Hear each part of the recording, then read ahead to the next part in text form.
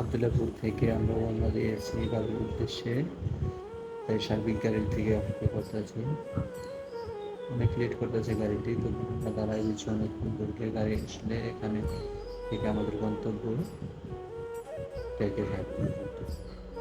চলুন দেখা যাক এই টেকেঘাট পর্যন্ত কি কি দৃশ্য, পরে কত সময় লাগে, আমাদের কত টাকা খরচা যায়, এগুলো এখন আমরা দেখা যাক। উঠে গেলাম গাড়িতে। পুরো গাড়ির ভিতরে আমরা 5 জন লোক। পুরো গাড়িটাই খালি। আবদুল্লাপুর থেকে যে গাড়ি যাচ্ছে আমাদের 5 জন। পুরো গাড়ি খালি, সামনে থেকেই লোক হবে, আশা করি ভরে যাবে।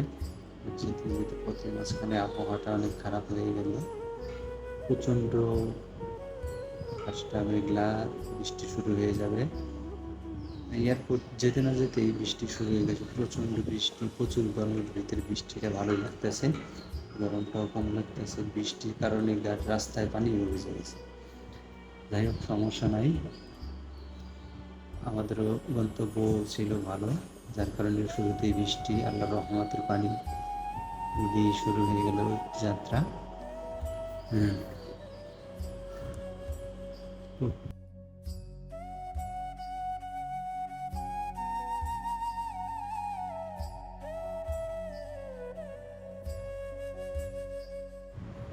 দেখতে দেখতে চলে আসলাম আমরা এয়ারপোর্টের কাছে। এটা হলো airport rail station, rail gate.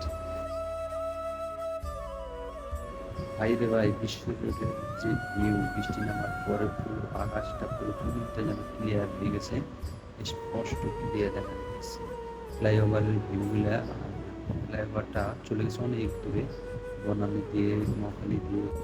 আমরা যখন বসুন্ধরা পর্যন্ত চলে আসলাম, বসুন্ধরা আকাশ দিয়ে একটা প্লেন যাচ্ছে, আমি যে দেখেন একটু ছোট করে দেখালাম। আর এটা হচ্ছে যমুনা ফিউচার পার্ক। বসুন্ধরায় স্থাপিত যমুনা ফিউচার পার্ক এশিয়া মহাদেশের ভিতরে 3য় নম্বর স্থান দখল করে আছে এই যমুনা ফিউচার পার্ক। হ্যাঁ, এটার ভিতরে অনেক বড়, অনেক জায়গা, অনেক মানুষের কোলাহল। সামনে একটা দেখবেন কিছু ড্রিঙ্ক খোলা ব্যস্ত আছে, যেটা মূল্য নিতেছে 10 টাকা পিস, ছাড়, অর্থাৎ এটা হলো ওদের ব্যবসা।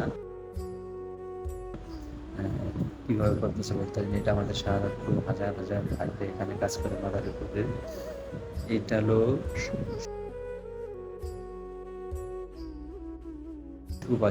সুবাস্তু পাড্ডা সুবাস্তু।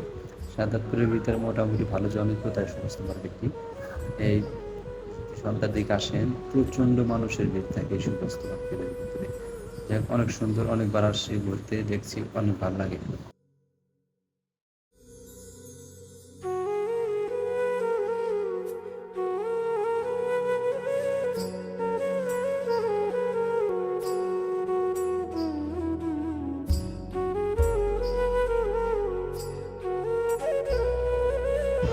আমরা চলে আসলাম যাত্রাবাড়ি, সার্বিক কাউন্টারের সামনে আছি। এখানে আমাদের 10 মিনিট বিরতির পরে আমার গাড়ি এখান থেকে ছেড়ে দেবে। তো এত অপেক্ষায় থাকি আমরা, দেখি কখন গাড়িটা ছাড়ে। এটা হলো আলাদিনের চেরাগ, যেভাবে পয়েন্ট দিতে আছে আলাদিনের চেরাগ, মায়ার পারফরমেন্স খেলাইতেছে 200 টাকা, যে 1 মাস পর্যন্ত গ্রাম থাকতে যাবে। আবার একটু গাড়ির ভিতরে স্পিড করে দিতে আছে, যাতে গ্রামটা মানুষের আমাকে 2টা দিলাম, 2টি দেখলাম যে দুইটা হ্যাঁ পারফিউম আপনি 100 টাকা বেচতেছি, প্যাকেজিংটার তো আপনার 100 টাকা খরচ করতে, যারা সেন্টটা বুঝতেছি না, মাথায় কাজ করতেছে না। আর যে সুন্দর প্রেমের হয়, যে সুন্দর ঘ্রাণ, অসাধারণ অসাধারণ ফল। আপনারা চাইলে নিতে পারেন এইসব হকারদের কাছ থেকে, কিন্তু প্রতারণা হবে। বুড়িগঙ্গা সেতু পার হয়ে চোখে পড়ে গেলে একটু মসজিদ, তাই একটু ভিডিও নিয়ে নিলাম। দেখেন আমার পাশেই এক চাচা বসে আছে, ব্যক্তিগত কারণে তার ভিডিওটা নিয়ে। সে গাড়িতে ওঠার পর থেকেই টিকটক, মানে এই বয়সে যে টিকটক দেখতেছে, মানে শুধু মেয়েদের ভিডিও, আর অন্য কোনো ভিডিও দেখতেছে না। তার ভিডিওটা ক্লোজ করে দেবো। বিশাল বড় একটি ব্যানার, শাকিব খানের ছবি, যেটা লিলি কোম্পানির ব্যানার, এটা নিজস্ব তারই ব্যানার। আর এই শাকিব খানের বাড়ি কিন্তু আমাদের টেকারেটের পাশেই রাগদি গ্রামে টিং খানের বাড়ি। সে তাণ্ডব দেখাইতেছে বর্তমানে। কিছুদিন আগে দেখাচ্ছে তুফান, এখন আবার দেখাচ্ছে পর্বত, তারপর দেখাবে তাণ্ডব। পদ্মা সেতুতে কিন্তু চলে আসি, পদ্মাটা আমরা পার হয়ে গেছি, উঠতেছে এখন পদ্মার ব্রিজের। আগের পদ্মার আগে নাই, দেখেন